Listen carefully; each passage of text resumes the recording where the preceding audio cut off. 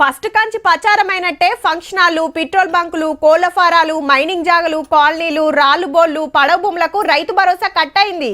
వ్యవసాయ భూములకు మాత్రమే పెట్టుబడి సాయం. అట్లని 7 ఎకరాలకో 10 ఎకరాలకో అనే కండిషన్ గిన పెట్టలే. ఇప్పుడు పంట వేయకున్నా అది పంటలు వండే భూమి అయితే చాలు బరాబర్ అకౌంట్లో పడుతున్నాయి. మరి ఇయ్యాలేమైందంటే తెలియక కొందరు ఇయ్యాలగిన టికీ అని మెసేజ్ల కోసం ఫోన్లు చూస్తే పైసలు వల్లే. అగో నిన్ననే చాలాయే మాకు ఎకరమే ఉంది రైతు భరోసా రాలేదేందని రంది పడుతురాట.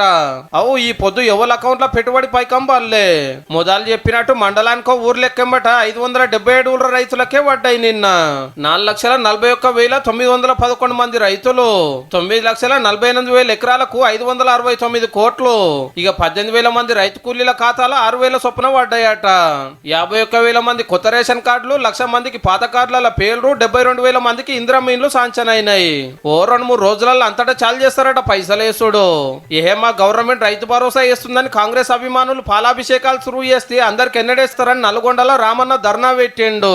ఎకరానికి 6,000 కాదు 7,500 వేయాలి. ఆనకాలం పెట్టుబడి పైకం కూడా పడలేదని మనోళ్ళ డిమాండ్.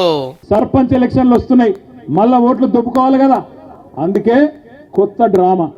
ఉత్తమ్ కుమార్ రెడ్డి, కోమటిరెడ్డి, వెంకటరెడ్డి పెరిగిన ఆకారాలు మాత్రం బాగా పెరిగినాయి, అహంకారాలు బాగా పెరిగినాయి, కానీ పీకిందేమీ లేదు నల్గొండ. చల్ మా వాళ్ళని అట్లెట్లా అంటావని అటుకెళ్ళి కాంగ్రెస్ ఎమ్మెల్యే ఐలన్న మైక్ అందుకున్నాడు. కేటీఆర్ గారు మైండ్ దొబ్బి ఇవాళ నల్గొండని రైతు ధర్నా అట్టల్ ఫ్లాప్, రైతుల నుంచి మద్దతు లేదు. ఈ ముచ్చటి ఇట్లుంటే కారుల ధర్నాలకు దొంగలు జోరి కార్యకర్తల గొలుసులు, ఉంగరాలు, పర్సులు, ఫోన్లు కొట్టేసిండ్రు. MLA Kaushik Reddy sir phone కూడా సూటి పెట్టిండ్రు.